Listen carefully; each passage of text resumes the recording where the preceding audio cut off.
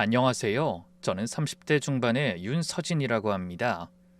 얼마 전에 남편과 이혼하고 홀로서기를 하고 있죠. 이혼하는 사람들마다 각각의 사정이 있고 사연이 있지만 저만큼 어이없고 황당한 일들도 없을 겁니다. 옛말에 믿는 도끼에 발등 찍힌다라는 말이 있잖아요. 저에게는 그 도끼가 남편이었고 그 도끼를 갈아준 사람이 시어머니였어요. 세상에 가족이란 이름으로 사람을 이렇게까지 이용할 수 있구나. 전 그걸 결혼 4년 만에 온몸으로 배웠습니다. 지금부터 그들의 제 호의를 어떻게 호구로 받아들인 건지, 제가 어떻게 그 호구짓을 끝냈는지 이야기해 볼게요. 길더라도 끝까지 들어주시면 감사하겠습니다. 저는 대학교에 막 입학한 20살, 그해 봄에 부모님을 교통사고로 한꺼번에 잃었어요. 갓 대학생이 된 딸을 두고 두 분이 함께 떠나신 거예요. 저희 부모님은 두 분 다 고아 출신이셨어요. 아버지도 보육원에서 자라셨고 어머니도 어릴 때 부모님을 여의고 혼자 크신 분이에요. 그래서 친척이라고는 양쪽 어디에도 없었어요. 명절에 갈 곳도 경조사에 연락할 사람도 없이 저희 셋이 서로에게 유일한 가족이었던 거죠. 그랬는데 그 둘마저 한순간에 사라져버렸으니 20살의 저에게 세상은 정말 텅 비어버린 것 같았습니다. 슬픈 건 슬픈 대로 저를 좀 먹었고 현실은 또 현실대로 저를 한기로 밀어버리더군요. 20살, 사회초년생이라고 하기에도 어린 나이에 저는 익숙하지 못한 법적 처리와 장례 등을 처리해야 했습니다. 부모님이 남겨주신 건 교통사고 보험금과 합의금, 그리고 지방 도심에 있는 아파트 한 채였어요. 예금은 합치면 약 1억 정도 되었고 아파트는 시가로 4억 정도 하는 곳이었어요. 20살짜리한테는 큰 돈이었지만 그 돈이 생긴 이유가 이유인지라 기쁠 수가 없었죠. 저는 그 돈을 손대지 않고 아르바이트와 장학금으로 대학을 졸업했고 졸업 후에는 중견기업 회계팀에 취직해서 꾸준히 일하며 살았어요. 혼자 살면서 제가 가장 부러웠던 건 돈 많은 사람도 좋은 집에 사는 사람도 아니었어요.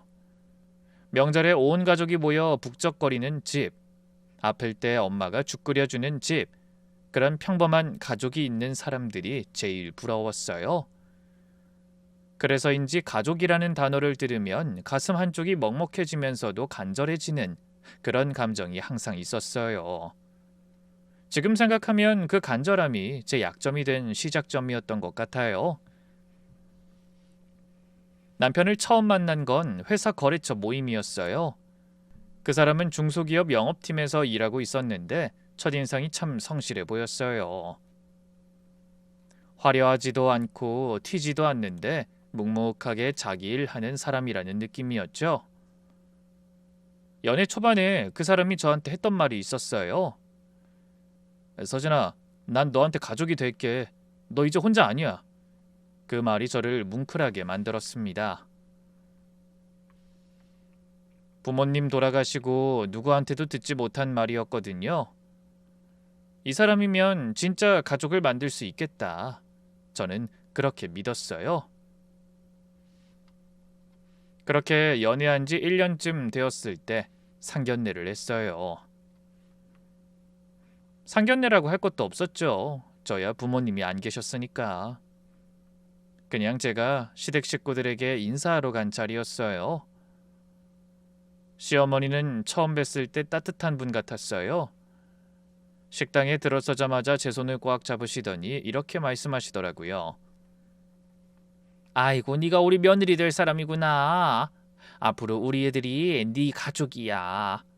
외롭게 살았을 텐데 이제 안 그래도 돼. 그러시면서 눈물까지 글썽이시는 거예요. 저도 모르게 눈물이 났어요. 드디어 가족이 생기는구나. 진짜 그렇게 생각했죠. 그런데 상견례가 끝나고 화장실에 갔다가 나오는 길에 복도에서 시어머니 목소리가 들렸어요.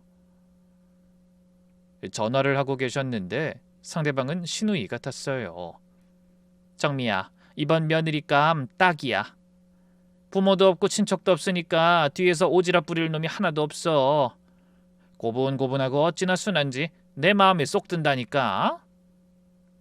돈 많고 능력 있고 뒷배 좋은 며느리들 하나 필요 없어. 그저 시댁 식구 말 잘 듣는 며느리가 최고지. 순간 기분이 미묘해졌습니다. 제게 보여준 그 따뜻했던 눈물이, 그 꽉 잡았던 손이 전부 연기였던 건가 싶었거든요. 하지만 그럼에도 저는 돈 많고 능력 있고 뒷배 좋은 며느리가 아니라 저를 선택해준 시어머니에 대한 믿음이 확 무너지진 않았어요. 다만 시어머니가 그저 좋은 사람인 건 아닌 것 같다는 생각이 들었죠. 그래도 그 정도면 다행이라고 생각했어요. 저를 싫어하시는 게 아니니까요. 그럼에도 그 시어머니의 말에 저는 복도에 서서 한동안 움직일 수가 없었어요. 무엇 때문인진 모르겠지만 제가 시댁에 가졌던 신뢰의 무게가 조금은 가벼워진 탓이겠죠? 그래도 그 사람 곁에 있으면 괜찮을 거라고, 시어머니도 알고 보면 좋은 분일 거라고 스스로를 다독였어요.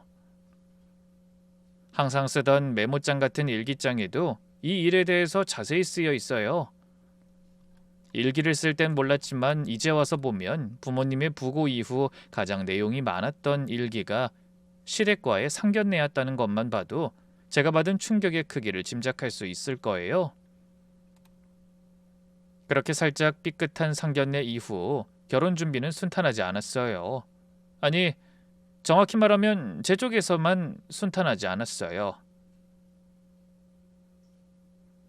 결혼 비용은 거의 제가 냈어요. 시댁에서는 요즘 세상에 반반이지 라고 하시면서도 실제로는 거의 내지 않으셨어요. 항상 하는 말이 가족이고 네 돈 내 돈이 어딨냐는 말이었죠. 그러면서 제게 돈을 받아가서는 나중에 돈을 주겠다고 해놓고 돈 한 푼 주지 않았어요. 그리고 남편도 당연하다는 듯 제 돈을 썼고 말로만 약속을 하는 날들이 이어졌죠. 그건 그나마 다행이었어요. 금전적인 것들은 어떻게든 다시 돌려받으려면 충분히 돌려받을 수 있으니까요. 하지만 남편이 결혼 전에 하나 집요하게 관철시킨 게 있었어요. 신혼집 문제였어요. 서진아, 네가 가진 아파트는 월세 놓자. 우리는 전세로 가는 게 효율적이야. 월세 수입이 들어오잖아. 논리적으로는 맞는 말이었어요. 그런데 거기에 남편이 집요하게 밀어붙인 조건이 있었어요. 전세 계약을 자기 이름으로 하고 싶다는 거였어요. 내가 가장인데 집 명의 정도는 내 이름이면 좋겠어. 자존심이야, 자존심. 그땐 정말 어리석게도 사랑하니까 그러려니 했어요. 전세금 7천만 원은 제 예금에서 나갔지만 계약서 이름은 남편으로 해줬죠. 다만 제가 회계팀에서 일하는 사람이라 돈이 어디서 어디로 갔는지 기록하는 게 직업병 같은 거거든요. 그래서 제 통장에서 중개사 계좌로 이체한 내역은 당연히 보관해뒀어요. 일 처리는 확실히 하는 편을 좋아했으니까요. 그렇게 행복한 신혼이 시작될 거라는 설렘도 잠시뿐이었습니다. 정말로 남편은 결혼 후 6개월쯤 지나니까 달라지기 시작했거든요. 연애 때는 퇴근하면 현관문이 열리기도 전에 뛰어나오던 사람이 이제는 소파에 누워서 게임만 했어요. 밥은 당연히 제가 했고 설거지도 빨래도 청소도 전부 제 몫이었어요. 그뿐만이 아니었어요. 더군다나 남편은 저와 함께 있을 수 있는 주말에 외출이 잦아졌어요. 물어보면 늘 회사 일이라는 대답뿐이었어요.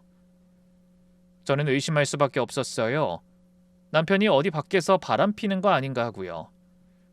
그런데 어느 날 남편이 퇴근하고 들어오더니 굉장히 심각한 표정으로 저한테 말했습니다. 여보, 당신한테 꼭 해야 할 말이 있어. 잠깐 앉아봐. 중요한 이야기야. 순간 가슴이 철렁했어요. 혹시 바람이라도 피운 건가? 이혼하자는 건가 싶었는데 남편이 꺼낸 이야기는 전혀 예상 밖이었어요. 대학 때 제일 친했던 친구가 있었는데 작년에 교통사고로 죽었거든. 그 친구한테 3살짜리 아들이 있었는데 친구 와이프는 애 버리고 가버렸어. 지금 친구 어머니가 그 아이를 키우는데 그 할머니도 몸이 안 좋으시다네. 교통사고로 부모를 잃은 아이. 그 말을 듣는 순간 제 가슴이 덜컥 내려앉았어요. 저도 그랬으니까요. 부모를 잃고 혼자 남겨진 게 어떤 건지 저보다 더 잘 아는 사람이 어디 있겠어요. 그래서 주말마다 가서 아이를 돌봐주고 있었어. 미리 말 못해서 미안해. 전 오히려 감동했어요. 의리 있는 사람이라고. 숨겨서 미안해하는 모습이 더 진심 같아 보였으니까요. 아직 어린 아이도 걱정됐죠. 저는 대번에 이렇게 말했어요. 그런 일 있으면 미리 이야기하지 그랬어. 나도 같이 가자, 도와줄게. 아무래도 남자 손보단 여자 손이 더 편할 거야. 그런데 남편이 급하게 손사래를 치면서 이러는 거예요. 아니야, 친구 어머니가 낯선 사람 오는 거 부담스러워하셔. 내가 천천히 말씀드려볼게. 그리고 은우한테도 지금 힘들 텐데 더 이상 혼동 주고 싶지도 않고. 그래? 뭐 그럼 어쩔 수 없지. 근데 그 친구는 누구야? 내가 봤던 친구 중에 있어? 아니, 당신이 모르는 친구야. 멀리 살고 있어서 나도 자주 못 보거든. 그래? 당신도 대단하네. 멀리 있으면 자주 못 본 친구였을 텐데 애까지 신경 써주고. 솔직히 서운한 것도 있었죠. 그 시간에 저랑 시간을 보내줬으면 싶었지만 부모 잃은 아이에 대한 측은지심이 나쁜 건 아니었으니 오히려 제가 미안했죠. 그렇게 몇 개월 지났을까? 시어머니와 남편, 저 이렇게 셋이서 식사를 하는 자리에서 남편이 제게 이야기를 꺼냈습니다. 여보, 그 예전에 내가 말한 그 친구 아이 있잖아. 그 은은의 할머니가 요양원에 가셔야 할 것 같은데 애는 우리가 맡아서 키우면 안 될까? 갓 결혼한 아내에게 갑자기 남의 아이를 키우라고 말하는 남편을 보고는 당황스러웠어요. 그 아이를 측은하게 여기긴 했지만 그렇다고 그 아이의 인생을 제가 책임져 주겠다는 건 아니었거든요. 그렇지만 그 아이를 생각하면 부모를 잃었을 때 제가 생각났어요. 여러모로 곤란한 표정을 짓고 있자 남편이 눈물을 글썽이면서 이러는 거예요. 여보, 그 애가 갈 곳이 없어. 보육원에 보내는 것도 좀 그렇고. 그리고 그때 옆에 있던 시어머니가 결정타를 날렸어요. 서진아, 너희 결혼하고 애도 잘 안 들어서는데 그 애라도 들여봐라. 걔가 애를 데리고 와줄 줄도 모르지 않니? 그리고 그런 게 아니더라도 주변에 힘든 사람 있으면 돕고 살아야지. 그 어린 것이 혼자서 얼마나 힘들겠니? 내가 한번 봤는데 애가 별나지도 않고 구김살도 없이 밝더라. 그리고 너도 혼자가 돼봐서 잘 알잖니. 그게 얼마나 외롭고 힘든 일인지. 시어머니의 말은 저의 가장 아픈 곳을 정확하게 찔렀습니다. 부모 없이 크는 게 얼마나 외로운 건지, 명절에 혼자 집에 있는 게 얼마나 서러운 건지, 힘들 때 아무 말 안 해도 제 눈을 보며 괜찮냐고 물어줄 사람이 없는 게 얼마나 힘든 건지 전 그걸 뼛속 깊이 알고 있었으니까요. 솔직한 마음으로는 받아들이고 싶지 않았어요. 이 책임감의 무게가 전혀 다른 일이었으니까요. 게다가 남의 아이라니.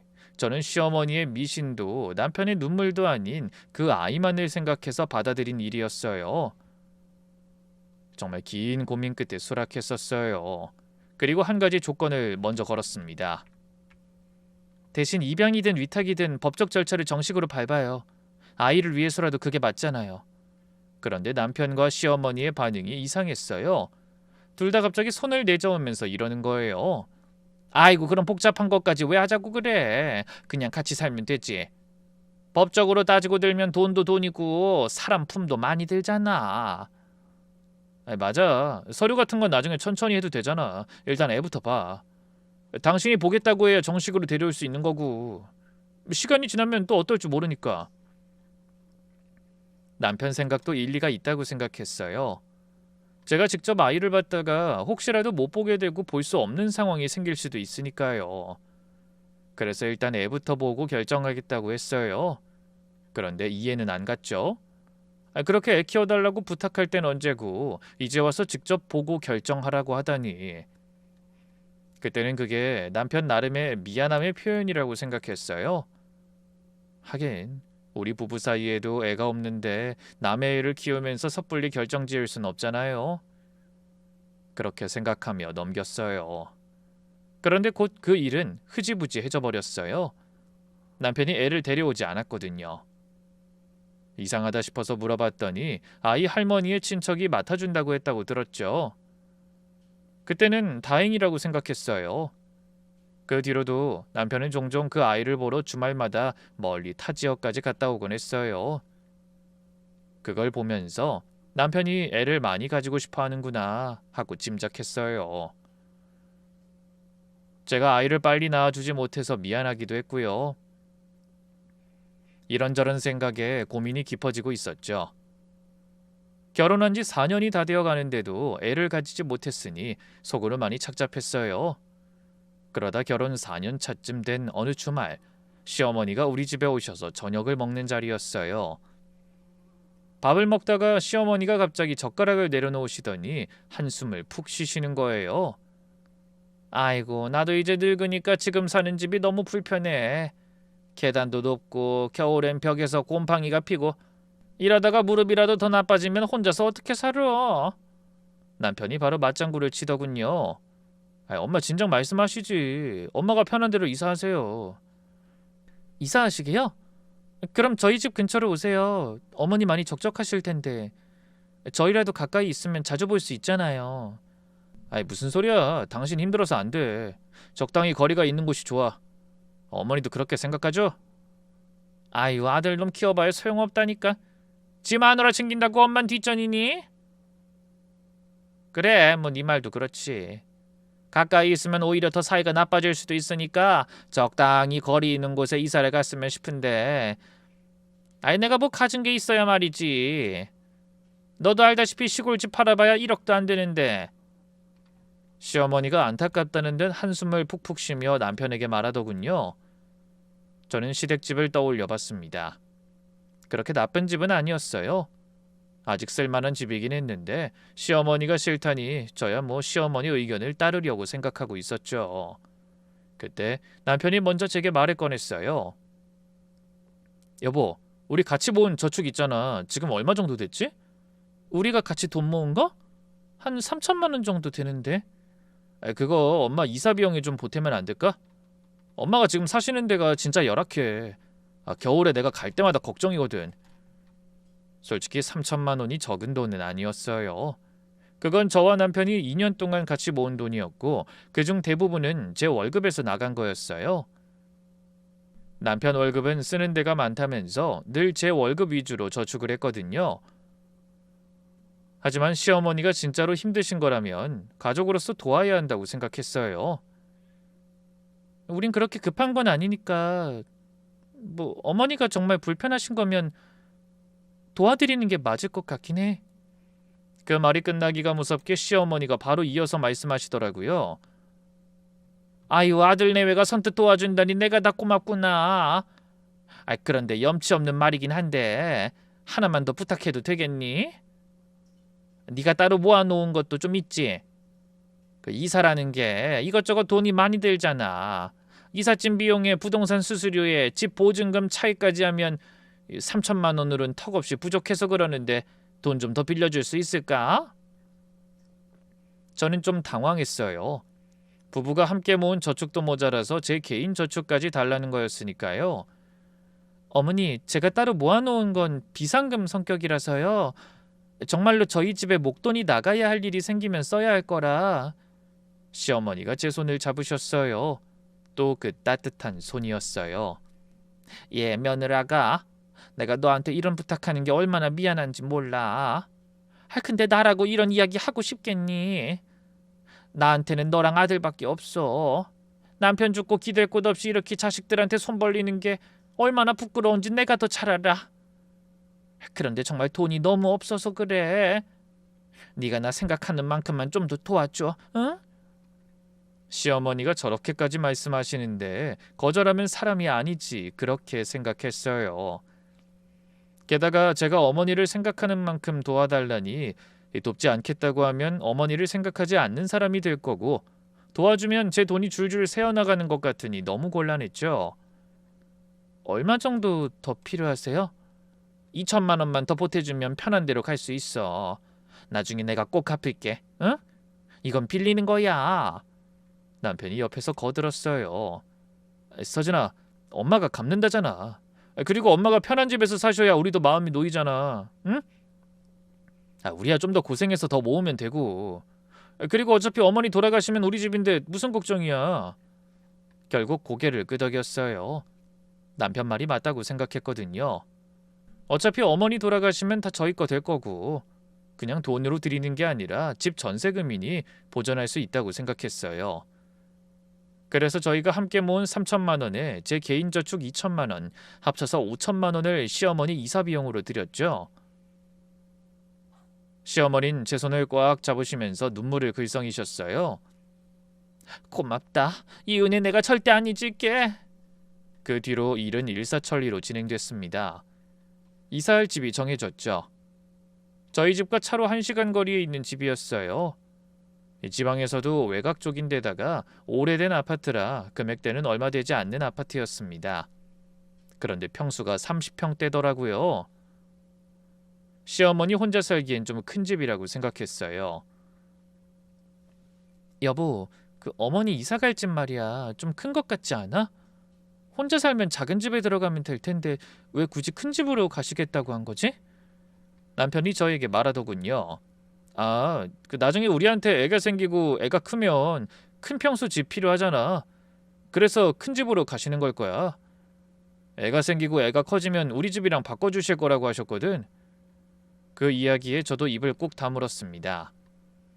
시어머니는 저희의 미래까지 생각해 주는데 애도 못 가지는 저에게 화가 났죠. 그날 저녁 시어머니에게서 전화가 왔습니다. 이사 날짜가 잡히고 한 보름쯤 전이었죠. 아가, 좀 상의할 게 있어서 전화했어. 네, 어머니 말씀하세요. 이사를 가는데 지금 집에 있는 가전이랑 가구는 전부 낡았거든. 냉장고는 10년 됐고 에어컨은 아예 고장이야. 그 새 집 가면 다 바꿔야 할 것 같아. 아, 그러세요? 그럼 제가 어디가 싼지 알아봐 드릴까요? 예산은 어느 정도로 생각하세요? 제가 그렇게 묻자 시어머니가 답답한 듯 말하더군요. 아니, 그게 아니라 솔직히 이사 비용에 돈을 다 써버려서 가전 살 여유가 없어. 네가 좀 사다 주면 안 되겠니? 냉장고하고 에어컨은 꼭 필요해. 에어컨 없으면 여름에 어떻게 사니? 그리고 세탁기도 돌아가긴 하는데 탈수할 때 소리가 장난이 아니야. 밤에 돌리면 옆집에서 항의가 올 정도라. 어머니, 그 냉장고에 에어컨 세탁기면 꽤 큰 금액인데요. 저희도 진짜 돈 모아둔 거 거의 다 쓴 거여서. 알어. 그건 나도 아는데. 아니, 내가 이런 부탁 아무한테나 하겠니? 네가 내 딸이니까 하는 거야. 비싼 거 사달라는 게 아니야. 적당한 걸로 골라줘. 엄마가 뭐 대단한 걸 원하는 게 아니잖아. 적당한 걸로라고 하셨지만 냉장고에 에어컨에 세탁기를 적당한 걸로 사도 몇백만 원은 나가잖아요. 솔직히 정말 고민이 많았어요. 남편에게 말했더니 남편은 편하게 생각하라며 엄마를 생각하는 만큼 해달라고 하더군요. 결국 저는 해드리기로 했습니다. 그 이면에는 아직 애를 낳지 못하는 죄송함도 좀 끼어 있었죠. 네, 어머니, 제가 알아볼게요. 그리고 거실에 놓을 장식장도 하나 있으면 좋겠는데 그 새 집 거실이 좀 넓거든. 장식장 없이 덜렁 비어 있으면 볼품이 없잖아. 그 큰 거 말고 적당한 사이즈로, 이왕이면 좀 고급스러운 걸로. 엄마 평생 좋은 가구 한번 못 써봤어. 장식장까지.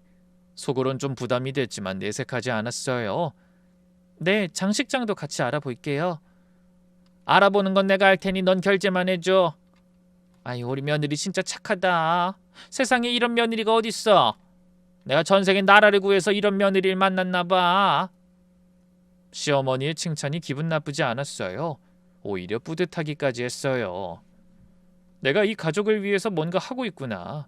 나도 드디어 누군가의 가족으로서 역할을 하고 있구나. 사랑을 하면 할수록 그 사람들에게 무언가를 해줘야 한다는 생각이 들었고 그 감정이 저를 계속 지갑을 열게 만들었던 것 같아요. 제가 호구가 되어가고 있었죠. 결국 냉장고, 에어컨, 세탁기, 공기청정기, 거실 장식장, 여기에 현관 신발장까지 전부 제 카드로 결제했어요. 금액을 합산해보니 거의 800만 원이 나갔어요. 카드 문자가 올 때마다 뭔가 빠져나가는 느낌이 들긴 했어요. 하지만 어머니 새 집에 냉장고가 들어가고 에어컨이 설치되고 장식장이 자리를 잡으면 시어머니가 좋아하실 모습을 상상하면서 참았어요. 이사 전날에 제가 직접 가서 가전 설치 확인하고 장식장 위치 잡아드리고 그릇도 정리해드렸어요. 어머니가 고른 장식장은 생각보다 젊은 감각의 장식장이었어요. 다른 가전과 가구도 마찬가지였죠. 어머니 보는 눈이 젊으신 거라고 생각했어요. 그때 시어머니가 새 장식장 앞에 서서 흐뭇하게 웃으시면서 이러시더라고요.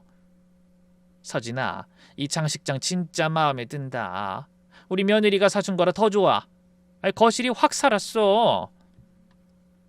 그 웃음이 진짜라고 생각했어요. 그 기쁨이 진짜라고 생각했어요. 어머니 센스가 좋으신 거예요. 이렇게 예쁜 걸 어디서 알고 사셨어요? 저희 집 인테리어 할 때도 어머니한테 맡길 걸 그랬어요. 서로 그렇게 좋은 말을 주고받았었죠. 그리고 시어머니가 제게 부탁했습니다. 예, 내가 이삿짐 센터 불러놓긴 했는데 귀중품이나 이런 것들도 있어서 걱정이야. 너도 와서 이삿짐 좀 날라주지 않을래? 그렇지 않아도 시어머니 이삿날에는 올 생각이었어요. 일보다는 감독을 하러 올 생각이었어요. 그래도 이삿날 당일에는 열심히 이삿짐을 옮겼습니다. 그리고 그날 새벽 시어머니 새집 거실 소파에서 깜빡 잠이 들었습니다. 밤새 이삿짐을 정리하느라 녹초가 된 상태였거든요. 그런데 주방 쪽에서 들려오는 소리에 눈이 떠졌어요. 시어머니와 남편이 이야기를 하고 있었어요. 저는 반쯤 잠이 덜 깬 상태로 가만히 누워 있었는데 들려오는 말이 귀를 의심하게 만들었어요. 아들, 호구 잘 잡았어. 전혀는 꿈에도 모르는 거 맞지? 심장이 쿵 하고 내려앉았어요. 잠이 확 달아났어요. 하지만 움직이면 안 된다는 본능이 온몸을 붙잡았어요. 눈을 감은 채 숨소리조차 죽였어요. 당연하죠. 하은이 파견 끝나면 여기로 오면 되고요. 그 와이프한테는 엄마가 이사한 집이라고 하면 되니까. 엄마가 알아서 와이프가 여기 못 오도록 막아주면 돼요. 엄마가 원하는 거 얻을 때까지만. 하은이라는 사람이 누군데 파견이 끝나면 시어머니 집에 오는 걸까요? 저는 순간 이해가 되지 않았습니다. 그래. 정말로 다행이지 않니? 어떻게 이렇게 딱 괜찮은 여자랑 결혼을 하기로 했어? 이 아파트 들어올 때 서진이 돈이 5천이나 들어갔는데 전혀는 자기가 시어머니 효도한다고 생각하고 있을 거 아니야. 완전 호구 중에 상호구야. 시어머니가 킬킬거리며 웃었어요. 그 웃음소리가 귀에 박혔어요. 4년간 우리 며느리, 우리 서진이라고 부르며 손잡아주던 사람의 웃음이 저렇게 차갑고 비열한 소리였다니. 저는 충격에서 헤어나올 수 없었습니다. 시어머니가 저를 호구라고 생각할 줄은 상상도 못했으니까요. 시어머니가 이어서 말했어요. 슬슬 네 와이프 아파트도 건드려봐. 인감증명서 빼돌려서 근저당 설정하면 그것도 다 우리 거잖아. 너 걔가 못 알아차리게 잘 해결할 수 있어? 제가 알아서 해요. 들켜도 걱정 없어요. 걔는 제가 미안하다고만 해도 다 받아줄 사람이에요. 얼마나 쉬운데. 눈치채봐야 좋은 말로 구슬리면 알겠다 하고 넘어갈 거예요. 만약에 안 되더라도 불쌍한 척하면서 아무 핑계 대가며 담보대출이라도 받아달라고 하면 다 받아줄걸요? 제 아파트에 근저당이라니. 게다가 인감증명서를 빼돌린다는 말까지 들으니 머릿속이 하얗게 되면서도 한편으론 모든 퍼즐 조각이 소리를 내며 맞춰지는 것 같았어요. 남편의 잦은 주말 외출, 시어머니의 갑작스러운 이사, 제 돈이 들어간 이 아파트의 정체, 뭔가 제가 모르는 일이 벌어지고 있다는 생각이 들었습니다. 그 자리에서 일어나서 소리를 지르고 싶었어요. 뭐가 어떻게 된 거냐고, 이게 다 무슨 소리냐고 따져 묻고 싶었어요. 하지만 참았어요. 여기서 폭발하면 저만 불리해진다는 걸 알았거든요. 증거도 없이 감정만 가지고 싸우면 그 두 사람은 발뺌할 거예요. 무슨 소리야, 잘못 들은 거야 라고 하면 끝이에요. 저는 눈을 꽉 감고 주먹을 쥐었어요. 그리고 속으로 다짐했어요. 이 사람들이 뭘 하고 있는 건지 정확하게 알아내겠다고. 그날 아침 저는 아무 일도 없었다는 듯 일어나서 국을 끓이고 밥상을 차렸어요. 시어머니가 고생했다 아가 라고 할 때 웃으면서 대답했어요. 아니에요 어머니, 이럴 때 당연히 도와야죠. 속이 뒤집어지는데도 웃었어요. 이게 제가 할 수 있는 최선이었어요. 남편과 시어머니가 방심하게 만들어야 했으니까요. 그 두 사람이 저를 계속 호구로 보고 경계하지 않아야 제가 진짜 뭐가 어떻게 돌아가는 건지 알아낼 수 있었어요. 집으로 돌아온 뒤 가장 먼저 한 건 변호사를 찾는 거였어요. 이혼 전문 변호사를 검색해서 상담을 예약했어요.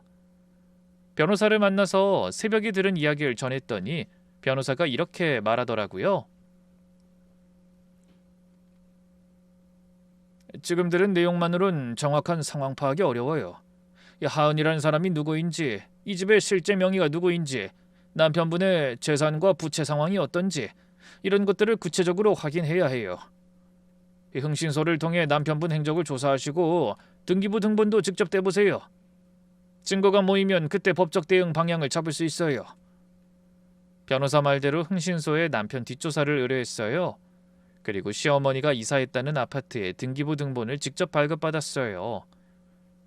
등기부 등본을 확인하는 순간 손이 떨렸어요. 매수인 이름이 시어머니가 아니라 남편이었어요. 시어머니 집이 아니라 남편 명의의 아파트였던 거예요. 그게 이상했어요.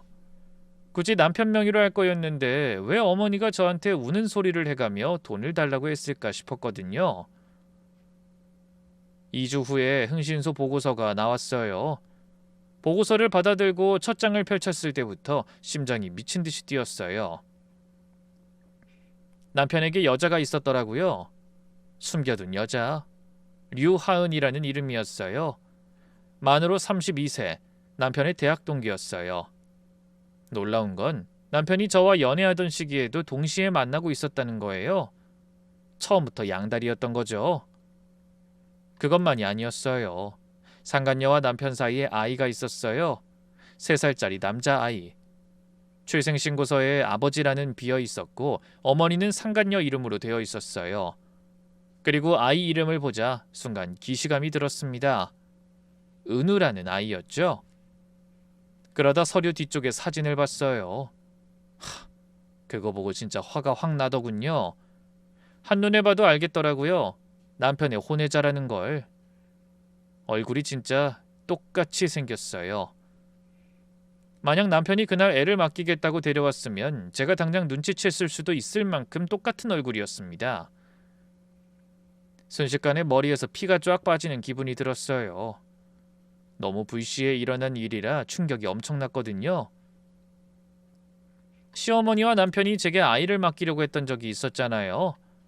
그때 아이 이름이 은우였는데 남편 상간녀의 아들 이름도 은우였죠. 딱 보니 어떻게 된 일인지 짐작이 되더라고요. 무슨 이유에서인지 시어머니가 남편의 혼외자를 저한테 맡길 생각이었을 거예요. 둘이서 저한테 애가 불쌍하니 키우자고 난리를 쳤었으니까요. 그런데 그걸 실행하려다가 제가 법적인 조치를 취하자고 하니 그 계획을 엎을 수밖에 없었을 겁니다. 아이의 출생 서류나 양육 과정에서 남편이 친부라는 사실이 드러날 위험이 있다고 판단해서 포기한 거예요. 그뿐만이 아니었어요. 서류를 넘기는 내내 제 뒷목을 잡게 하는 일은 계속 일어났습니다. 시어머니가 이사한다고 한 집에 매일 자금 출처도 추적됐어요.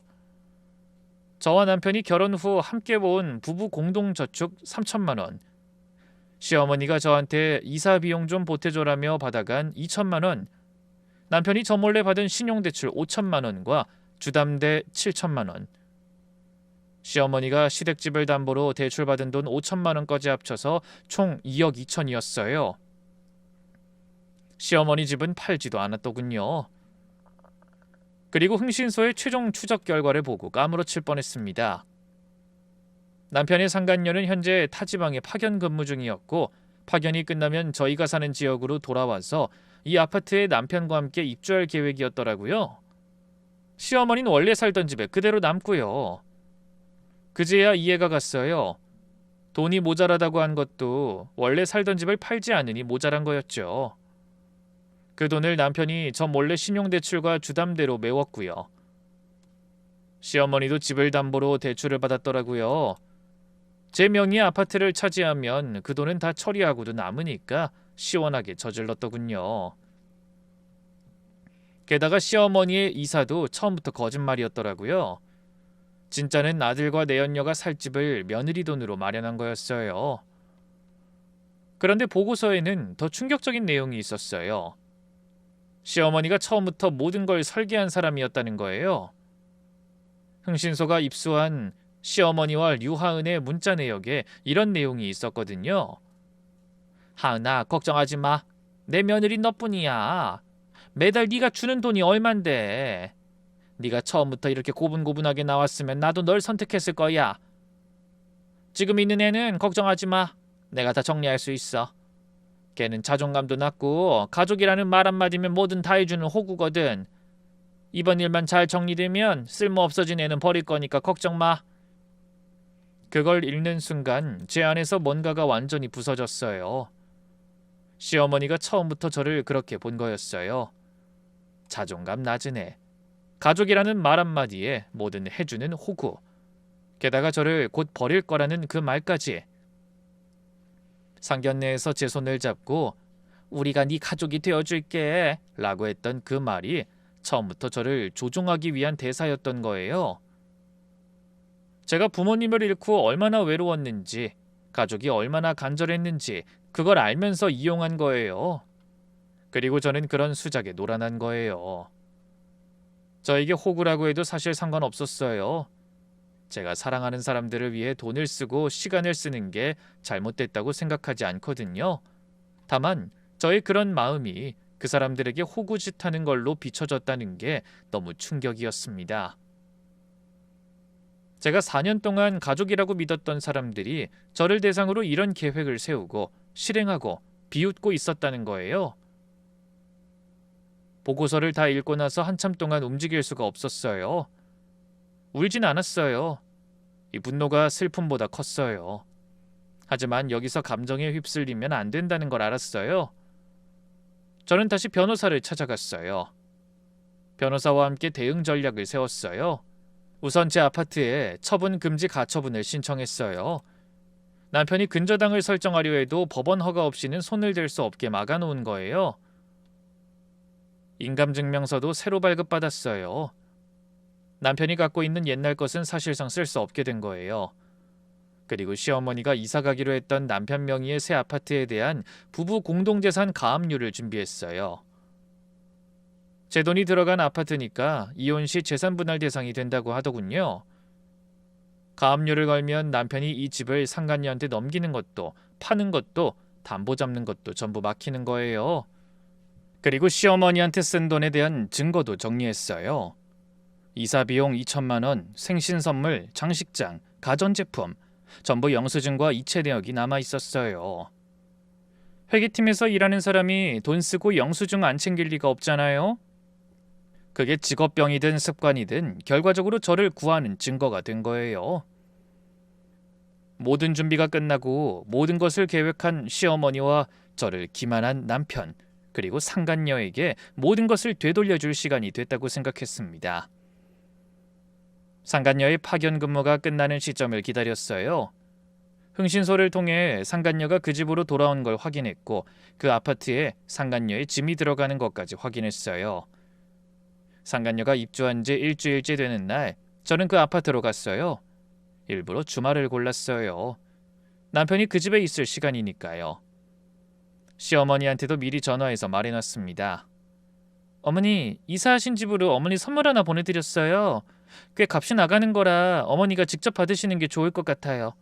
오늘 택배 도착한다고 하는데 꼭 집에 계셔야 해요. 아셨죠? 시어머니는 아무 의심 없이 좋다고 했어요. 아직도 저를 호구로 보고 있으니까 며느리가 뭘 사준다는데 마다할 이유가 없었겠죠? 그렇게 저는 시어머니도 그 집에 있도록 만들었습니다. 주인공 셋이 모두 모여야 한 번에 모두 싹 쓸어버릴 수 있으니까요. 아파트 앞에 도착했을 때 사진으로 봤던 것들을 보며 두근거렸습니다. 집 현관 앞에 있던 유모차, 애들용 킥보드의 아이 용품들, 정말로 남편과 그 여자가 여기서 살고 있다고 생각하니 심장이 세차게 뛰었어요. 하지만 발걸음은 멈추지 않았어요. 초인종을 눌렀어요. 문이 열렸는데 문을 연 사람이 남편이 아니었어요. 젊은 여자였죠. 나이는 저보다 2~3살 어려 보였고 편한 집 옷차림이었어요. 저는 알고 있는 얼굴이었어요. 흥신소에서 찾아준 남편의 내연녀 얼굴이었으니까요. 그 여자가 절 보더니 당황한 표정을 지었어요. 누구세요? 안녕하세요. 한정록 씨 아내 윤서진이에요. 할 말이 있는데 들어가서 해도 될까요? 이 집 주인이 제 남편이거든요. 그 여자의 얼굴이 순식간에 굳었어요. 뒤에서 남편의 목소리가 들렸어요. 하은아, 누구야? 남편이 현관으로 나오다가 절 보고 얼어붙었어요. 눈이 휘둥그레지면서 얼굴이 하얗게 변하는 게 보였어요. 여보? 당신이 여기 왜냐니? 여기 시어머니 댁 아니야? 나야말로 묻고 싶은데 어머님 댁인데 이 여잔 누구야? 밖에 있는 어린이들 물건은 또 뭐고? 상간녀가 남편을 돌아봤어요. 남편은 눈빛이 흔들리고 있었어요. 저는 현관에서 한 발 안으로 들어갔어요. 거실이 보였어요. 제가 이사 선물로 사준 장식장이 거실 안쪽에 그대로 서 있었고 제 카드로 산 에어컨도 냉장고도 그대로 있었어요. 그리고 그 옆에 여자 물건들, 화장대, 옷까지, 아이 장난감까지 널려 있었어요. 상간녀가 저한테 다가왔어요. 얼굴이 벌겋게 달아올라 있었어요. 곧 이혼할 거 아니에요? 어머니가 그렇게 말했는데. 그리고 남의 집에 와서 이렇게 행패 부리는 건 좀 아니죠. 이혼? 저 아직 이혼 안 했어요. 현재 법적으로 정록 씨의 배우자는 저예요. 당신은 상간녀고요. 그리고 여기가 남의 집이라니. 저 이 집에 이삿짐까지 옮겨다 준 사람인데요. 이 집 살 때 5천만 원 낸 사람도 저고요. 그리고 행패는 시작도 안 했는데 무슨 행패래? 바로 그때 현관문이 다시 열리면서 시어머니가 들어왔어요. 저를 부르며 웃는 얼굴로 들어오다가 거실의 상황을 보고 멈칫했어요. 저, 남편, 상간녀, 셋이 거실에 서 있는 걸 보고 시어머니의 얼굴이 일그러졌어요. 이게 뭔 상황이야? 어머니 잘 오셨어요. 마침 다 모이셨네요. 세 분한테 보여드릴 게 있어요. 주인공이 모두 모이자 저는 가방에서 서류 봉투를 꺼냈어요. 식탁 위에 하나씩 펼쳐놨어요. 흥신소 보고서, 남편과 류하은의 관계 확인 자료, 혼외자 출생 관련 자료, 새 아파트 등기부 등본, 매입자금 출처 추적 자료, 시어머니와 상간녀가 주고받은 문자 출력본, 마지막으로 시어머니가 상간녀에게 보낸 그 문자를 크게 읽었어요. 하은아, 걱정하지 마. 내 며느린 너뿐이야. 매달 네가 주는 돈이 얼만데. 네가 처음부터 이렇게 고분고분하게 나왔으면 나도 널 선택했을 거야. 지금 있는 애는 걱정하지 마. 내가 다 정리할 수 있어. 걔는 자존감도 낮고 가족이라는 말 한마디면 뭐든 다 해주는 호구거든. 이번 일만 잘 정리되면 쓸모없어진 애는 버릴 거니까 걱정 마. 이렇게 들으니까 의도가 확실하게 보이네요. 며느리가 둘이니까 돈도 2배죠? 제가 주는 용돈, 저 여자가 주는 용돈, 필요할 때 쓸 일꾼 노릇할 며느리도 있고 아파트 팔아치워줄 자존감 낮은 며느리도 있고, 그쵸? 참 대단해요. 널 선택하겠다는 말로 저 여자도 구슬려서 돈 받아 처먹고 저한테도 가족이라며 도와달라는 말로 돈 뜯어가고 말이죠. 제 말에 상간녀가 제일 놀란 모양이었어요. 대단하시네요. 욕심도 욕심이지만 그게 언제까지 안 걸릴 줄 알았어요? 그때 저 잘 때 저한테 호구라고 했죠? 남편이랑 둘이서 히히낙낙거리면서. 제 행동은 호구짓이 아니라 신뢰와 사랑의 증명이었어요. 그런데 그런 제 행동을 기만하고 비웃고 이용하려고 한 게 어머니잖아요. 어떻게 이러실 수 있어요? 야, 네가 뭘 안다고 그래? 네가 이럴수록 넌 우리 집안 사람 못 되는 거야. 며느리감이 너 하나만 있는 것도 아니고. 그래도 내가 널 선택해서 우리 아들 며느리로 밀어줬으면 최소한 가정을 지킬 생각은 해야지. 아나무인의 정말 생각 없는 말만 뱉어내더군요. 가정을 지켜요? 어머니가 그 가정을 부순 사람이잖아요. 며느리 돈으로 아들 내연녀 살 집 사주는 게 가정 지키는 거예요? 어디서 개 짖는 소리를 합니까? 뭐? 이 호구년이. 야!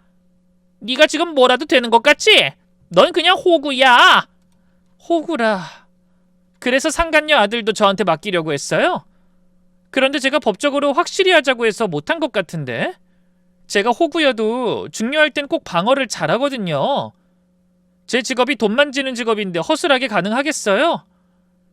직업병이라 영수증, 통장 내역 같은 건 확실히 정리해 놓거든요. 너 진짜로 우리 아들하고 헤어질 거야? 너 이럼 나도 네 편 못 들어줘? 뭐 저 여자나 저나 똑같이 이용당한 입장인데다가 호구처럼 돈이나 뜯겼는데 이제 와서 무슨 편이에요? 어머니한테 편 같은 거 없잖아요. 그냥 둘 다 호구지. 그리고 이혼할 생각 없었으면 이렇게 찾아오지도 않았을 거니까 잘 보세요. 저도 호구짓 안 하려고 마음 단단히 먹고 왔거든요. 저는 거실로 걸어갔어요. 제가 이사 선물로 사준 장식장 앞에 섰죠. 장식장 문을 열고 안에 있는 그릇과 장식품을 하나하나 바닥에 내려놓기 시작했어요. 시어머니가 달려왔어요. 야, 너 지금 뭐 하는 거야? 그만해. 이 장식장 제 돈으로 산 거예요. 영수증도 있고 카드 결제 내역도 있으니까 제 물건이죠? 그릇을 전부 내려놓은 뒤 빈 장식장을 현관 쪽으로 끌기 시작했어요.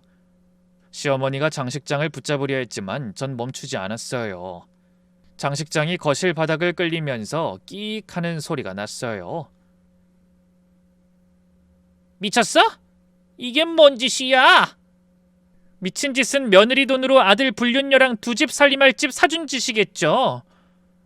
저한테 할 말이 아니라 본인한테 하셔야죠. 그리고 에어컨 전원을 끄고 플러그를 뽑았어요. 냉장고 전원도 끄고 플러그를 뽑았어요. 전부 제가 사준 거였으니까요. 여기 영수증 보이죠? 제가 산 거니까 제 거고 수거업체 보낼 테니까 건드리지 마세요. 거실 안쪽에 놓인 공기청정기를 들어 올려서 현관 쪽으로 옮겼어요. 무거웠지만 아드레날린이 온몸을 지배하고 있었어요. 남편이 그때야 달려왔습니다. 그만해. 내가 돈 줄 테니까 그만하라고. 나! 당신이 나한테 그만하라고 할 자격 있어? 당신이 한 짓을 생각해봐. 내가 이러는 것도 양반이라는 생각 안 들어? 미친 새끼. 어떻게 나를 배신할 수가 있어? 남편이 제 팔을 잡으려 했어요. 저는 팔을 확 뿌리쳤어요. 손대지 마, 더러워. 이 더러운 놈. 어떻게 나한테 이런 짓을 하냐고? 상간녀는 거실 안쪽에 서서 멍하니 그 광경을 보고 있었어요. 표정이 복잡했어요. 분노인지 당황인지 모를 얼굴이었어요. 물건을 현관 앞에 모아놓고 나서 저는 다시 식탁으로 돌아왔어요. 숨을 고르고 세 사람을 차례로 봤어요. 자, 이제 법적인 이야기를 해볼까요? 내가 사준 것들은 내가 알아서 다 수거하는 거니까 딴지 걸지 마세요. 뭐 법적으로 하고 싶으면 그렇게 해요. 난 모든 것에 증빙이 가능하고 당신들은 대신 사기와 기만으로 신고당하고 소송당하겠지만 원한다면 하세요. 저의 악에 바친 소리에 남편과 시어머니의 표정이 더 굳어졌어요. 상간녀는 불안한 눈으로 남편을 쳐다보고 있었어요. 이 아파트는 오늘 중으로 가압류 들어가요. 제 돈이 들어간 집이니까 이혼 시 재산분할 대상이에요. 가압류가 걸리면 이 집을 팔 수도 없고 다른 사람한테 넘길 수도 없고 담보로 잡을 수도 없어요. 상간녀의 눈이 커졌어요. 남편은 의자에 주저앉았어요. 그리고 제 아파트가 탐이 많이 났었나 본데 거기엔 이미 처분 금지 가처분 걸어놨어요. 인감증명서도 재발급받았고요. 어머니가 근저당 설정하려고 했던 거 이미 다 막아놨어요. 너 언제부터? 새벽에 어머니가 킬킬거리면서 호구 잘 잡았다고 하신 그날부터. 그 후에 변호사 만나고 흥신소 돌리고 등기부 등본 떼고 하나하나 확인했어. 당신들이 나를 호구로 보고 안심하는 동안 하나씩 하나씩 해결했지. 시어머니의 얼굴이 돌처럼 굳었어요. 이혼 소송, 위자료 청구, 재산분할 전부 들어갑니다. 어머니한테도 내용 증명 보낼 거예요. 제가 이사 비용이라고 드린 2천만 원, 그동안 생신 선물, 장식장, 가전제품 전부 반환 요구할 거예요. 안 갚으시면 민사소송이에요. 시어머니는 아무 말도 못했어요. 저는 가방을 챙기고 현관으로 걸어갔어요. 문을 열기 전에 마지막으로 돌아봤어요. 시어머니는 의자에 주저앉아 멍하니 바닥을 보고 있었고 남편은 두 손으로 머리를 감싸주고 있었고 상간녀는 벽에 기대서 울고 있었어요. 제가 나가려고 하자 세 사람이 서로를 물어뜯기 시작했습니다. 상간녀가 먼저 폭발했대요.